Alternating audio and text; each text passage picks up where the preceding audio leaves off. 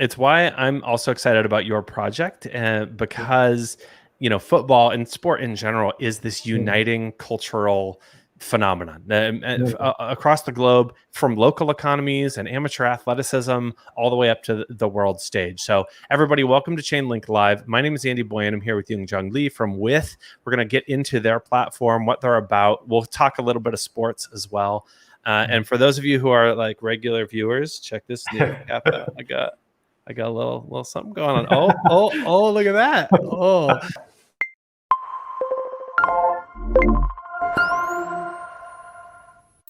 We're going to go ahead and get started with Yoongjung Lee, CEO of Project With, to tell us about their unique take on sports and blockchain. Yoongjung, go ahead and let us know, what is Project With? What makes you special and really unique in this space? Okay. Actually, the Project With is designed for the players who are the second tier or the below, like elites or amateur or the prospects. Because the current sports market is just focusing on the top tiers. And if you see any newspapers or a website, you are quite familiar with the big names, big clubs. But no one cares about the below.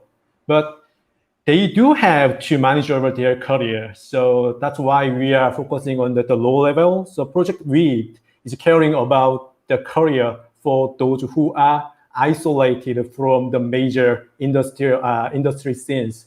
Actually, so with means literally together, but with stands for we identify the hidden.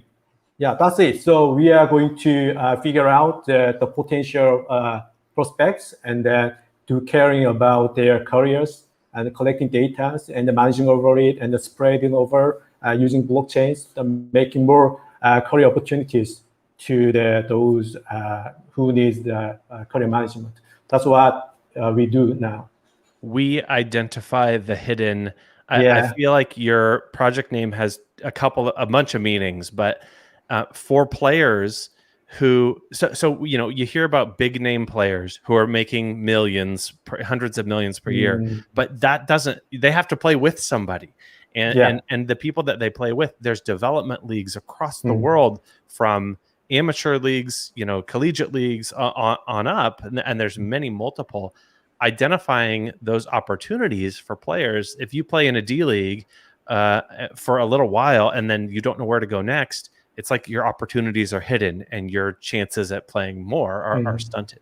So providing that to players as, here's a way to find more opportunities to play. These are hidden opportunities. It's fantastic. And it is, the middle class of sports, of athletes. People don't often think about what that middle class is. Not everybody makes 100 million a year, but there are room for players to play. So that's one of these real gems.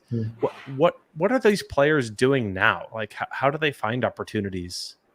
You mean the second tier players? Yeah, it's really hard to find out their future career, because think about it. It's the top tier players that they do have their own agent or the managers to care about their career and some data. So they do prepare some document to provide the next team and so on. But if we think about the second tier, they do never have those agents or managers or any opportunities. So the biggest problem is the information for the next career is quite limited for those who playing the low level. So they have to do care about their career data and browsing some trial or transfer uses from across the world. But think about it. They have to practice all day, and they are not familiar with the foreign languages. So with the problems, they do have many problems to figure out which information is more valuable than the others, and how to manage over and prepare for the document, and how to apply. Those things are really difficult to the players. So two things: information is not provided to them, and they do not know how to manage over the information. So two problems are existing, and we need to care about those two problems using some technology. Yeah. I mean, it makes so much sense when you talk about it. If you're practicing all day, if you are a professional athlete, if you are really dedicating yourself to this, okay, finish your day and go learn another language and how to submit forms in another language based on your statistical data that nobody's keeping track of except for your mom, if you're lucky enough, right? And that is what a lot of these sort of middle-class amateur athletes are dealing with. It's really hard to break to that next level. How do you apply? You show up somewhere and you try out is the only way you can do that in many cases. And when it comes to international, like people don't have the money to do that. Nobody makes enough money to do that. Just fly around the world and try out, or they sink a significant amount of money into that. So that it's this incredible challenge that most of us don't think of when we think about sports. But many amateur athletes or athletes who are in those lower development levels absolutely do. But there's another cool element to this too, is we find the hidden, which is for the clubs. The teams need talent too, and sourcing talent that's international really changes the game and the dynamics of the game and the possibility for a given club to find talented people, right? Someone in a lower level club in Korea finding people from Mexico, that's not an easy transition right now. There's a bunch of language barriers and things like that. So also you're providing something for the clubs. Is that right? Yeah, that's right. For instance, actually, we do have our core partners named Ulsan Hyundai Football Clubs. It's one of the biggest professional football clubs in Korea. And they do have a huge budget for the scouting from across the world. But sadly, the budget is so rapidly consumed. If their scout visit one region, like one scout visit Europe and find out some talents from there, but they cannot visit the South America. So these things make some problems to the professional football clubs. The problem is the budgeting. And the second thing is the information from the talents is not quite correct. So the data actually collected from the professional agent or some managers, they do not give the correct data to the professional teams. So the getting talented players from the countries is making the football clubs really difficult to figure out who is going to be scouted. So that is another problem, and that is one of the other reasons we do manage over the data from across our website. This is why I was so excited. I read, I started reading about this, and I read the blog post for the Chainlink integration, and just seeing this gap, like this is a place that's ripe for disruption. It's a problem waiting for a solution, so that I just think is really exciting. So from an entrepreneurial point of view, I think this is just an exciting problem to take a crack at as well. Okay, but let's get into it a little bit. How does With do that? Like, what is it that With provides to actually do some of this data sharing? What does it look like? Did you want to share screen too? Can you see that? Yep, absolutely. You're on screen. All right. Yeah, is that okay to see that? Yep. Yeah, go ahead. Tell us about the platform. Yes. Yes, this page is about what we do and what we provide those players or those who need some help in terms of the career management. Actually, if you see these figures, we just mainly focusing on the semi-pros, elites, and amateurs who do need some career management or some data from their own. And we do running our own application from last year. And I will show up the application later today. And this is what we do now. And we actually, from our application, we do collect the players' profile, like their physical information or statistics or psychological data. And we collect some scouting data from teams across the world. And lastly, together, we are going to make some player evaluation. Think about if you are an agent who wanted to collect some talents from across the world, and how do you figure out the evaluation of the players? So from that reason, we need to make some modeling things and make to some valuation for the players. So we are developing some statistical model for players evaluations. Mm-hmm. And the last bit is our token modeling. Actually, our platform is about data transaction-based platform. And we pay some tokens, those who make some data inflows to our platform. They will get some our tokens, and someone who pay for the token to our platform, if they do need some data from our platforms. So the transaction between inflow and outflows makes some benefits, and there are our key usages. So in conclusion, we do care about career opportunities. Wanted to make more career opportunities those who players, and we do play evaluations. And actually, our platform is opening to those all participants from the sports industry, fans and agents, and the clubs and players. So there are some spaces the fan can involve to our platforms. Yeah, that's what we do now.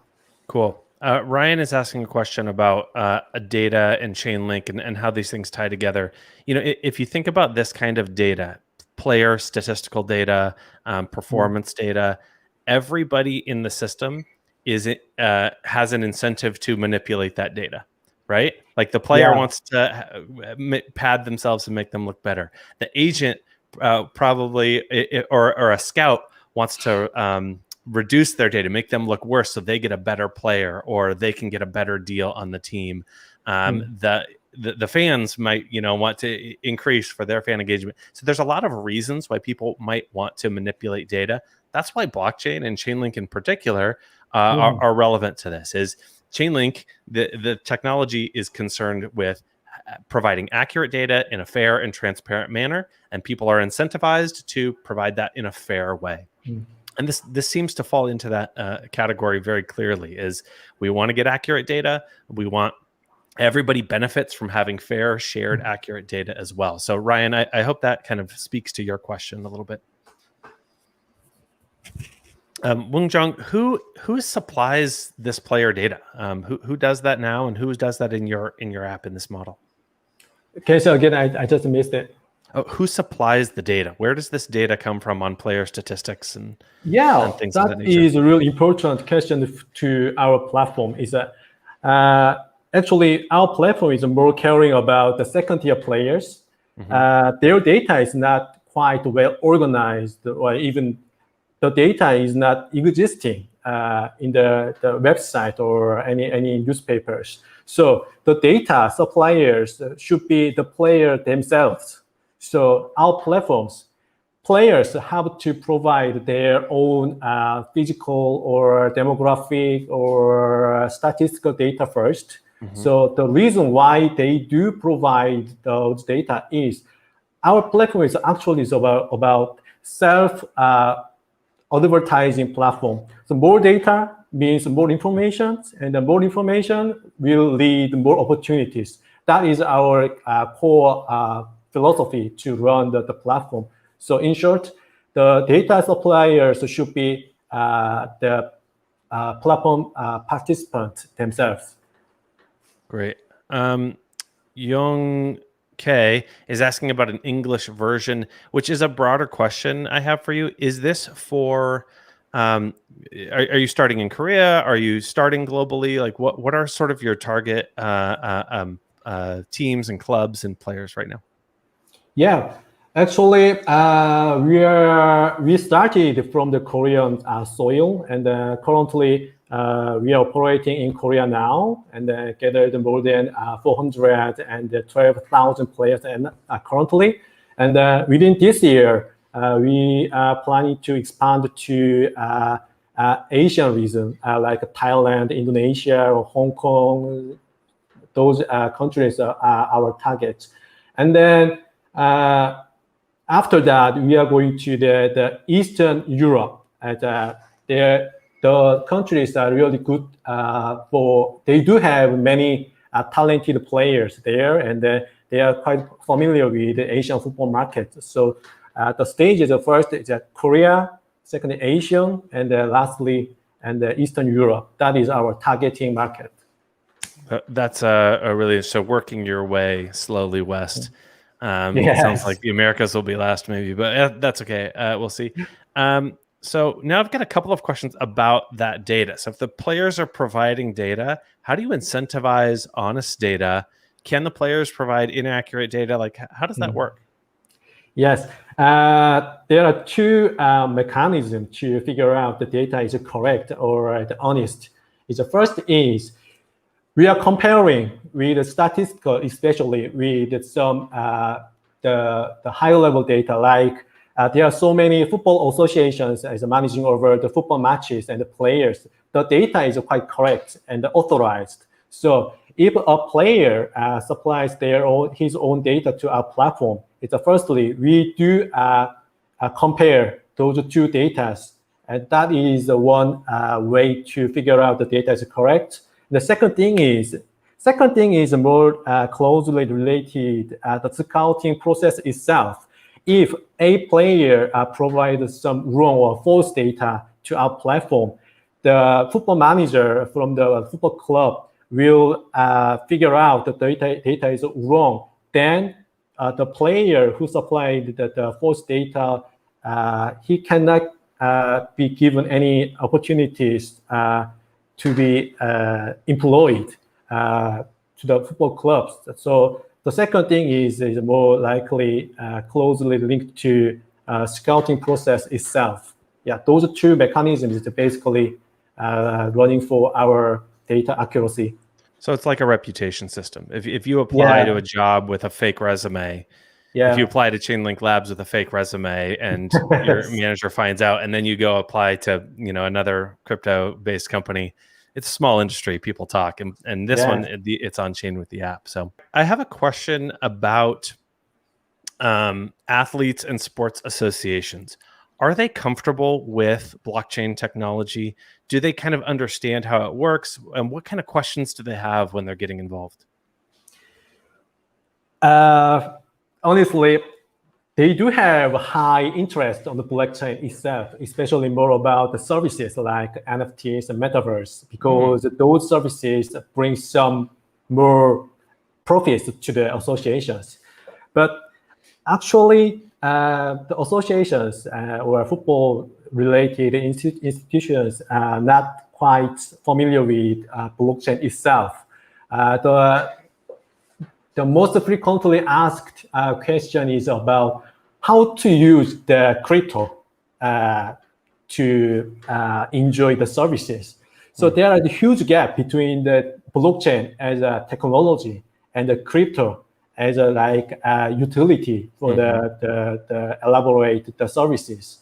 So some people are more interested about the cryptos, but some people are more related to the blockchains. But sadly, they do not care about more about the blockchain itself. They are caring about the crypto. So those things make us really difficult to explain what we do, and then what blockchain technology will bring some technological advantages to the associations. Yeah. I'm reminded of cloud computing and cloud storage. That existed for a long time, and it was hard to explain until somebody invented the word "the cloud," and then everyone stopped thinking about it and just said, "It's somewhere. It's out there. It's the cloud."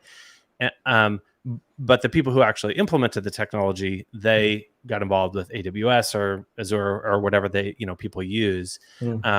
To really begin that process and delve in. So it does seem like there's two audiences. There's people who will just accept it for what it is. Maybe those are the people who are interested in the crypto itself, and people who will actually work to implement the technology, the developers.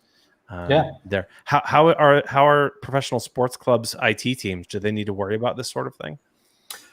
Well, actually, they do want to blockchain for efficiency reason because there are huge data set in the IT centers, but they have many problems to managing over the data. It's storage problems, the cost, something like that. But they do heard that they've been told that blockchain bring more efficient way to manage our data.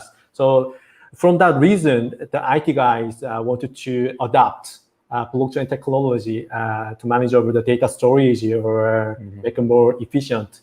So, but also they do caring about the decentralized issues. They think if the data is decentralized, then where is our data? So our data will be distributed by free, and there are so many hackers to attempt to take over the data from our organization to the others. Those things are they are worrying about based on the blockchain adaptation. Many of the same concerns that financial companies have, enterprises, how do I maintain control of my data if it's decentralized, things like that. But it seems to me with sports, in particular clubs, as you go from club to club and from level to level of club and across regions, localities, international, a shared data set or distributed data set and manner and way to connect those things has a lot of value potential. We're kind of running up on time here a little bit. If there's more questions, please drop them in the chat. Happy to pose them for you guys. Can you tell us what's coming up next on the project with Roadmap? What do you see? What's coming out in the next few months and maybe even the longer term? Yeah. Okay. Can I share the document again? Yeah, absolutely. Okay. Then. Oops. I'm sorry. You'll need to reshare it. That was my mistake. Okay.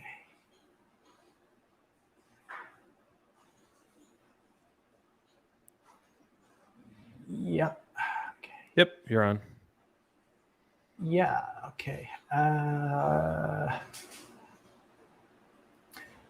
Okay. Our roadmap is here. Yes. In the short term, we are going to mainly focusing on the NFTs because NFT market is really fast growing, and especially NFTs for second year is not quite interested. But we have to manage over the NFTs for those NFTs for the second year because we wanted to use NFTs as marketing tools for second year players. So that's why we going to focus on the NFTs in short term. And secondly, we are going to developing metaverse-based gaming. It can be a kind of the fantasy football or actually we do have some partnership with the Sandbox, the metaverse-based gaming platform. And by the end of this year, we are going to plan to launch the Sandbox-based game. And lastly is decentralized identifier.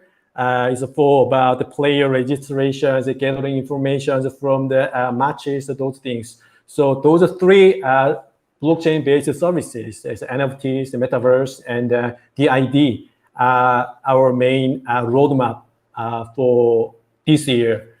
And then, in terms of the NFTs. We already launched NFTs in the OpenSea. Actually, our mainnet is Clayton. It's a Korean mainnet big project. And together with Clayton, we launched NFTs in the OpenSea. And we are started to sell our NFTs at the OpenSea. And some of them are also sold. And we used the profits to provide some donation to football industry. And we just finished the first sale and the first donations, and we earned about more than 1,000 clays. And yes, that's what we do in short term. And this is our roadmap. And as I said, we are going to develop three main blockchain-based services. And we are going to expand our service partners named with Service Alliance For now, we do have more than 400 football clubs in Korea, and we are going to expand those football clubs to 500 by the end of this year. And lastly, as I told before, and we are going to develop players evaluation model by the end of this year. So those are our brief roadmap for this year. Is that answering to you? Absolutely. Jerry asks, is there a global market strategy? And previously, Ung Jung talked about they're starting in Korea and they're going to move west to other Asian countries and eventually to Eastern Europe next. So there is a global expansion on the longer term roadmap as well. Good question, Jerry. This is fantastic. Chainlink as a protocol has been adopting or integrating a lot more sports related projects. It's clearly an area where data is important. It's critical to the sports as an industry. So it's awesome to see with as another take on that and a way to get sports data and help, find some good common grounds for presenting that data, making it available to smart contracts. And a number of people on here earlier noted that you guys have a large plot on Sandbox. So I think people are looking forward to that as well. Well, Ung Jong, thank you so much for being here. This has been an awesome look at Project With and what you're about. We had a couple technical difficulties, but we'll cut those out on the replay. And to the audience, thank you guys so much. What a great number of questions. We've got a lot of enthusiasm as well for this project. Ung Jong, I would love to talk to you again sometime. I want to follow up with your project and kind of see where you guys land. Can we arrange that sometime?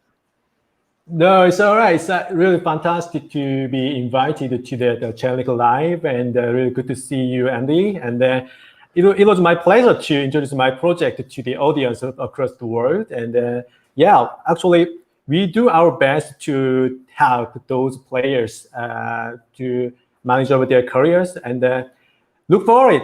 Okay, I will do my best. Thank you. Yeah, absolutely. No, thank you for taking the time. I know it's a little bit late in Korea as well. And so I appreciate you staying up to talk to us. Hey, everybody, do me a favor. I need you to like and subscribe. This is Chainlink Live with Andy Boyan. Come on. This is Chainlink Labs. I got another one of these sessions in just a half an hour. We're doing a two for today. I got Project With first, and then coming up later, another one. So stick around, like and subscribe, follow Chainlink, of course, on Twitter, and follow Smart Contracts on Twitter. You can see all the links down below. Help Project With out. Help my guy Ung Jong out and follow Project With on Twitter. Join their communities. Are you guys Telegram oriented mostly? Yes. Just type Project With at Google, and that shows everything. Awesome. And the stuff is down in the YouTube description. I put links to all your stuff. So please join both communities.